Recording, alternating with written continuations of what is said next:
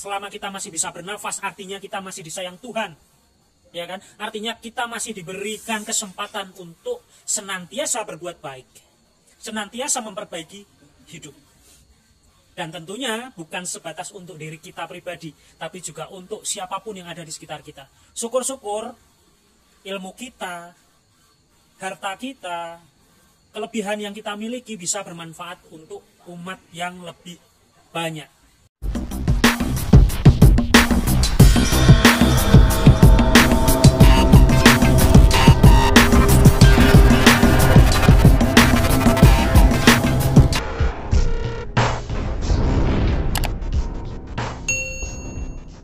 Rahayu, Shalom, Assalamualaikum warahmatullahi wabarakatuh. Ya lur, konco-koncoku kabeh yang melintas di channel Syarif Prasetyo. Alhamdulillah, semoga kalian semua dalam keadaan sehat walafiat. Tentu, apalagi di dalam situasi yang serba tidak baik, ya saat ini sedang tidak baik karena kondisi situasi pandemi COVID-19 ternyata tidak selesai sampai ke seri Omikron ya mas. Omikron. Ya, sampai Omikron. Setelah kemarin sampai Delta dan lain-lain. Dan itu realita yang ada, yang terjadi. Sehingga melumpuhkan banyak sendi-sendi kehidupan kita. Utamanya aktivitas kita penuh keterbatasan.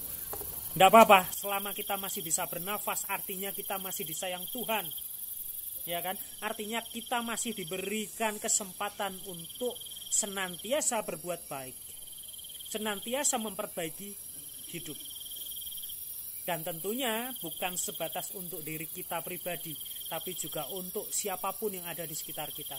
Syukur-syukur ilmu kita, harta kita, kelebihan yang kita miliki bisa bermanfaat untuk umat yang lebih banyak. Ya, dulur-dulurku dimanapun berada, meskipun kondisi yang kurang baik ini mungkin menerpa kita tetap harus bersyukur. Jangan pernah kufur nikmat. Karena kita masih bisa bernafas dengan gratis, atau masih bisa melanjutkan siklus kehidupan, kumpul dengan keluarga. Coba dibayangkan, kalau kita mengalami hal-hal yang tidak baik, ya toh, mungkin kita mengalami sakit, mungkin kita mengalami bencana seperti yang beberapa waktu lalu terjadi, ya menimpa saudara-saudara kita di Semeru, kemudian ada gempa bumi, ada kebakaran dan lain-lain. Apalagi situasi masih dalam kondisi yang pandemi COVID ini. Tentu ibarat sudah jatuh, ketimpa tangga pula.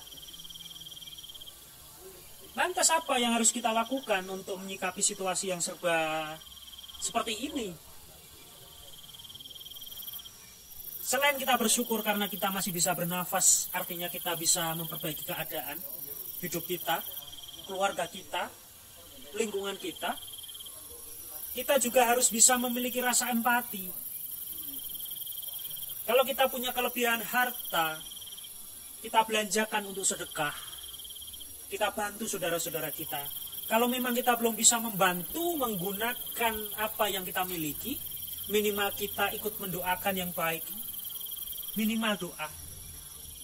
Syukur-syukur kita masih punya tenaga. Kita bisa jadi relawan, bergabung dengan relawan lain untuk membantu saudara-saudara kita yang sedang tertimpa musibah. Ya, itu bisa kita lakukan.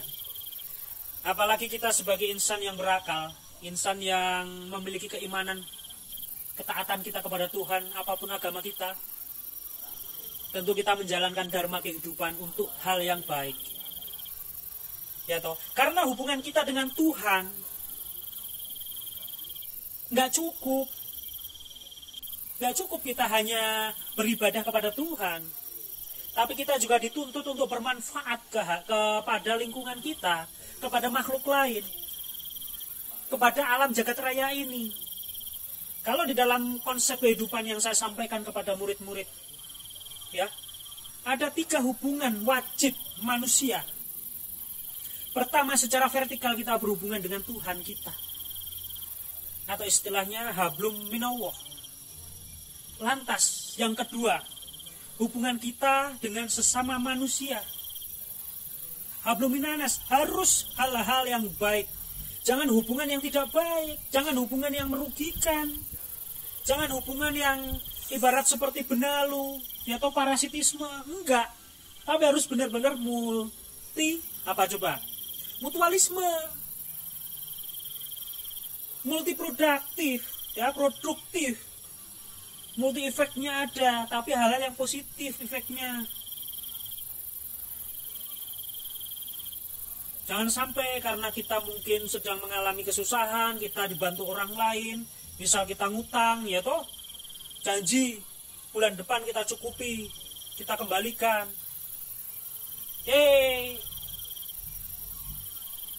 Nggak dibalikin, sudah lebih dari 2 bulan, lebih dari 3 bulan. Padahal yang utang tadi jelas-jelas sudah punya uang.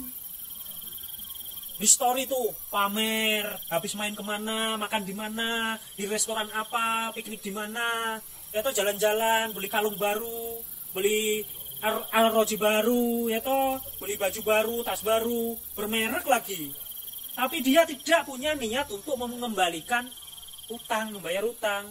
Sementara yang pernah dipinjemin sedang butuh menagih, malah banyak alasan. WA dimatiin, ya toh, sosmednya di offin, setiap dicari ke rumah nggak ditemuin. Ini bukan hubungan yang semacam ini hubungan yang merugikan. Habluminanasnya jelek, parasitisme, nggak mutualisme. Harusnya kita bisa empati. Janji adalah hutang, sementara janjinya mengembalikan utang, utangnya double coy. Ya, terkecuali memang sedang kepepet, memang susah untuk mengembalikan, dibicarakan baik-baik, bukannya malah kabur. Itu brengsek, itu pengecut. Kemudian hubungan yang ketiga, hubungan kita dengan alam, jagat raya, kehidupan ini, atau hablum minal alam. Kita harus bisa ikut serta menjaga kedamaian dunia, menjaga keindahan dunia, atau istilahnya memayu hayuning bawono. Dulur-dulurku semua harus bisa menjalankan 3 amalan itu, ya, menjalankan 3 hubungan itu pada Tuhan, kepada sesama manusia, dan kepada segenap kehidupan alam jagat raya. Itu penting. Apa yang membedakan kita dengan binatang adalah 3 hal tadi bisa kita lakukan, ya, kita lakukan karena kita punya nalar, kita punya hati. Hewan pun berhubungan dengan Tuhan, dengan bahasanya, dengan sesama makhluk di dalam lingkungan ini, dengan caranya, dengan nalurinya, dengan intuisinya. Sementara kita manusia diberi kelebihan dengan nalar dan nurani. Itu dipakai. Jangan sampai kita sepotong-sepotong menjalankan kehidupan ini. Ya toh? Kehidupan kok malah merugikan, itu tidak benar. Kemudian apalagi yang lagi viral di sosial media, kita sebagai netizen Indonesia tuh hobinya sering menghujat orang, berdebat, ya toh, membuli. Stop, tidak ada gunanya itu. Ngapain kita membuli? Orang yang membuli orang lain, apalagi menghujat di sosial media, itu tanda-tanda dia mengalami sakit jiwa, mentalnya sedang sakit. Kenapa bisa demikian? Karena biasanya dia tidak memiliki kebahagiaan. Kalau tidak, dia mengalami trauma masa lalu. Pernah dibully, pernah disakiti, ya toh, pernah diperlakukan kurang baik, hubungan dengan keluarga tidak baik, komunikasi dengan keluarga tidak baik, tidak harmonis. Akhirnya dia memposisikan sebagai orang yang paling menderita. Akhirnya apa? Interaksi sosial di sosial media, dia berlaku tidak adil, berupaya memposisikan orang lain di posisinya. Yaitu tadi, membuli. Karena apa? Dengan membuli dia akan merasa puas, merasa senang. Orang yang kita bully akan merasa menderita, merasa sakit hati. Ya toh? Nah, memposisikan dirinya kan untuk orang itu, untuk orang-orang yang kita hujat, untuk orang-orang yang kita bully, untuk orang-orang yang kita debat dengan tidak cara hormat. Beda antara diskusi saling komentar di sosial media dengan nalar pikiran dan hati. Ya toh, tinggal rasalah, sosial media bukan untuk cari maksiat. Sosial media untuk ajang silaturahmi, berbagi kesenangan, kebahagiaan, inspirasi, motivasi, bukan kebencian. Itu harus dipahami. Jangan semena-mena, mentang-mentang situ banyak temennya, teman-teman kadrun ya toh, hobinya saling mengintimidasi lewat sosial media, menghujat, membuli, menyakiti. Nggak benar itu. Hindari. Kita orang berakal, kita orang beriman. Perdebatan yang tidak penting, yang justru mendatangkan kemudaratan, tinggalkan. Ya, itu pesan yang bisa saya sampaikan. Sederhana di tempat yang sahdu, dingin, di ketinggian 1400 di mana ini Mas Agil? Mawarkem Sidomukti. Adem, tempatnya dingin. Konco-konco, dulur-dulurku kabeh kalau main ke Ungaran, main ke Bawen, Ambarawa, Sumowono, sempatkan main di Mawarkem. Tempatnya tinggi, asik buat ngopi. Untuk bercengkrama, kumpul sama saudara-saudara. Di sini bisa ngecamp, kalau nggak bawa peralatan tenda sewa. Murah kok. Murah. Healing, biar mental kita sehat, ya toh, biar kita tidak suka membuli orang lain, tidak menghujat orang lain. Karena apa? Karena yang ada di pikiran dan hati kita sinkron. Apalagi kita terhubung dengan Tuhan, kita akan lebih hati-hati dalam menyampaikan. Ya, mohon maaf jika dalam statement saya tadi ada kata-kata yang sarkas, brutal, ya toh, makian. Itu adalah bentuk dari kasih sayang saya terhadap semua orang yang melintas untuk lebih mawas diri, saling mengoreksi diri. Oke, akhir kata, Rahayu, Shalom, wassalamualaikum warahmatullahi wabarakatuh. Tetap jaga protokol kesehatan. Bye-bye.